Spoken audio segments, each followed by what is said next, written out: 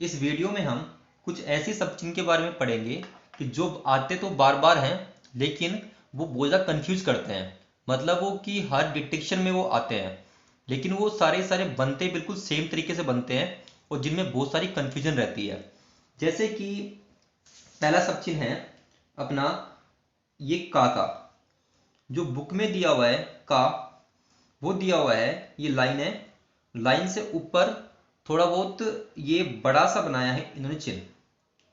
और जैसे कि सब चिन्ह है ने का भी सेम टू सेम ही बना रखा है, बस ये थोड़ा बहुत छोटा है या फिर हल्का है। और बुक में थोड़ा बोला है कि इनको थोड़ा गहरा भी कर सकते हो आप, लेकिन ये थोड़ा बड़ा है और ये थोड़ा छोटा है बुक में जो दिया हुआ है। और इसी तरीके से दो सब चिन्ह है, जैसे कि की का, चाहे वो की छोटी हो या फिर बड़ी हो, उसमें दिया हुआ है ये लाइन है, ये थोड़ा बहुत बड़ा बनेगा और इस साइड बनेगा।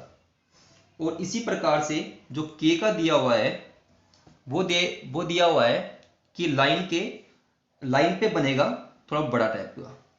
तो ये बहुत ज़्यादा कंफ्यूज करता है कि कभी कभी जब अपन करते हैं तो पता नहीं चलता ये बड़ा कौन सा है, छोटा कौन सा है, हल्का कौन सा है, गहरा कौन सा है, क्योंकि ये बार बार यूज होते हैं और बार बार इनको अपन करेक्ट नहीं कर पाते और पढ़ नहीं पाते। तो इनका एक तरीका है जो अपन करेंगे कि इनको समझने का।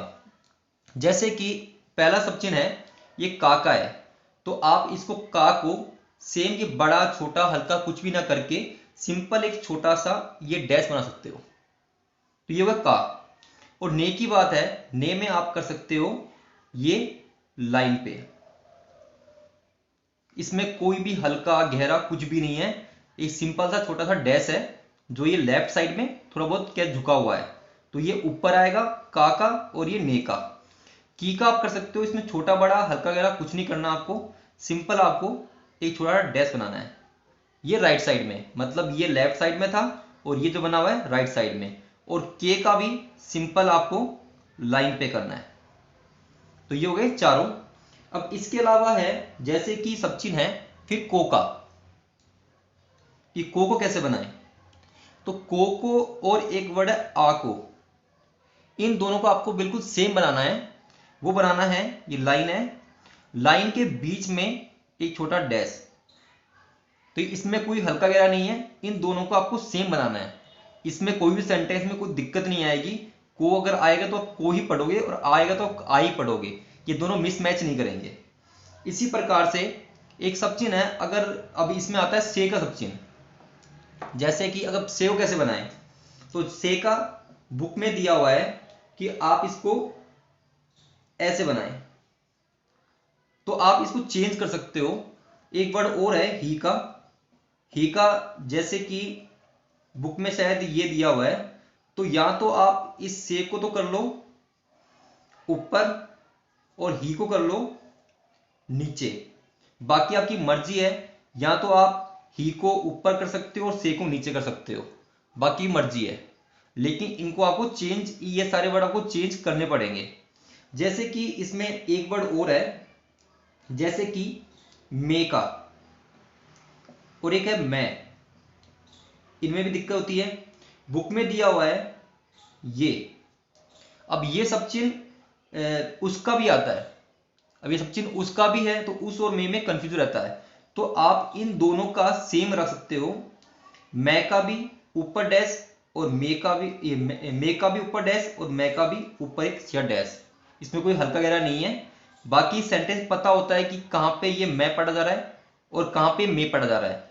अगर ये मतलब कि मे पढ़ा जाएगा, जैसे वो घर में, और ये पढ़ाता है, ये स्वयं के लिए आता है, सेल्फ के लिए आता है मैं, तो ये ऐसे बन जाएगा। कुछ सब चिन्ह और है,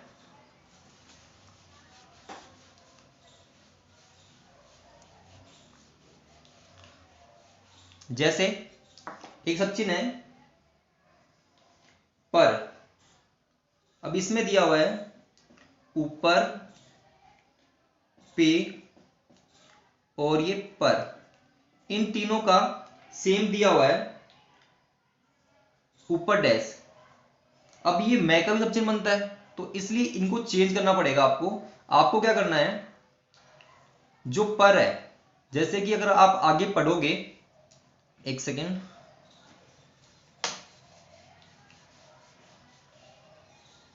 जैसे कि आप आगे पढ़ोगे कि जो पर होता है वो कैसे बनता है, ये पे होता है, और आगे जाके आप पढ़ोगे पे में रे, ये आगे रे का नियम पढ़ा जाएगा। तो आप इसमें कर सकते हो अभी से कि इसको आप छोटा बना लो इस टाइप में। मतलब ये पे है, पे को अपने आधा कर दिया, और ये रे, ये पर बनेगा पे का, ये आप लाइन में रख लो। और ऊपर, क्योंकि स्टेनो में नियम होता है कोई भी वर्ड ऊ से चालू हो या फिर ई से चालू हो उसको अपने को कटते हुए लिखना पड़ता है, तो ये आपका ऊपर। इसी प्रकार से एक सब चिन्ह और है हो, और ये हूं। इसमें भी कंफ्यूजन रहती है।